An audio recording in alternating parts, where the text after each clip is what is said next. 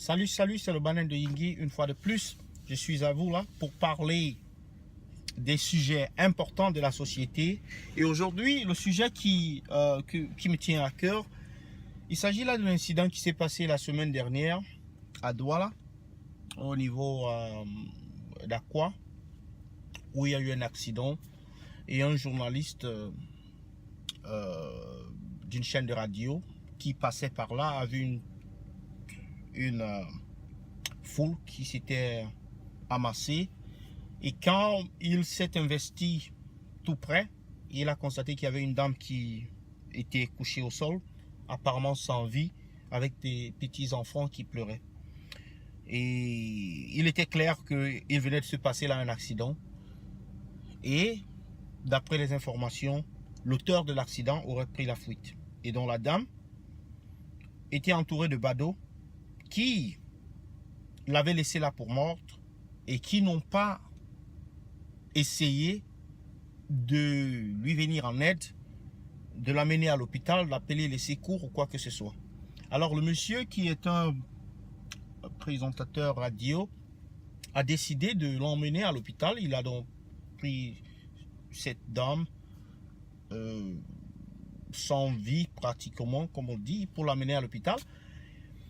Et lorsqu'il s'est pointé à l'hôpital du district de Deido, on a refoulé ce monsieur avec le malade, avec la dame en question, en disant que l'hôpital n'avait plus de place pour des cas d'urgence. Ça, c'est du jamais vu.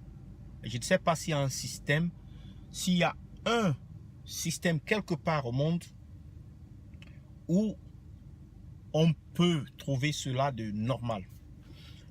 Néanmoins, le Cameroun ne cesse de nous surprendre avec des exceptions.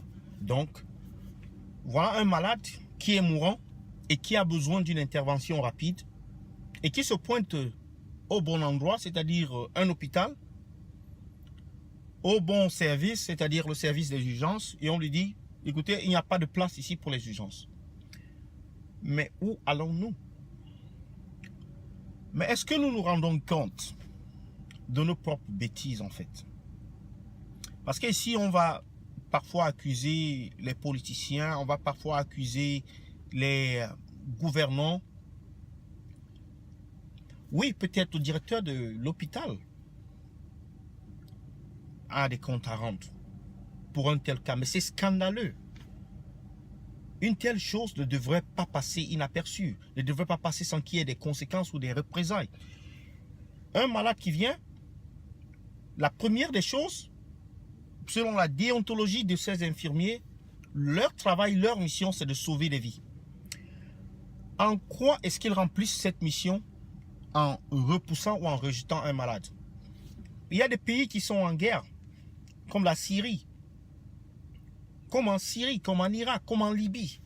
Mais on amène des gens dans des hôpitaux, dans des brancards, dans des voitures, dans des brouettes, sur des motos, sur n'importe quoi. Mais aussitôt que ces personnes arrivent là-bas, dans ces pays où il n'y a pas de ressources, on les prend en charge avec le peu de ressources qu'il y a là. Parce que le plus important, c'est de sauver les vies humaines plutôt que d'essayer d'extorquer quelqu'un de l'argent.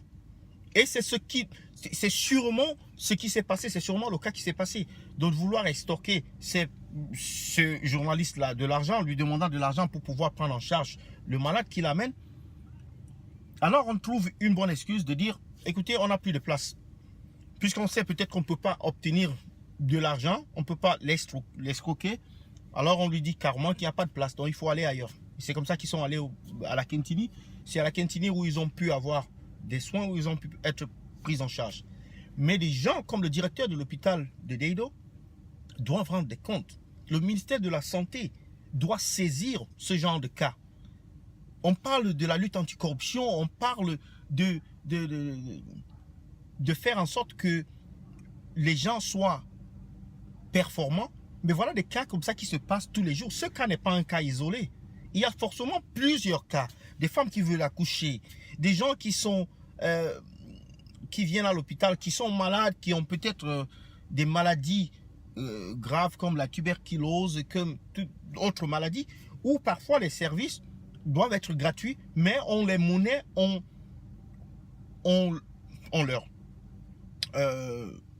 fait du chantage pour pouvoir les extorquer des sous. Mais c'est un système qui doit s'arrêter. C'est un système qui doit s'arrêter. On voit ailleurs comment les gens, ils font un accident, quelqu'un il est blessé, on l'amène à l'hôpital, on le soigne d'abord avant de savoir où passent des sous. C'est ce que nous devons instaurer au Cameroun. Et si nous sommes sérieux, si les gouvernants sont sérieux, si les dirigeants de ce pays sont sérieux, c'est ce qui devrait se passer tout le temps. On doit soigner et sauver des vies avant d'essayer de réclamer des frais ou des factures quelconques. Donc je laisse cela à votre appréciation aujourd'hui et en vous demandant qu'est-ce que vous pensez de cette situation. Forcément, presque tous les Camerounais en vivent tout le temps. Vous nous donnez vos commentaires et partagez la vidéo. Merci.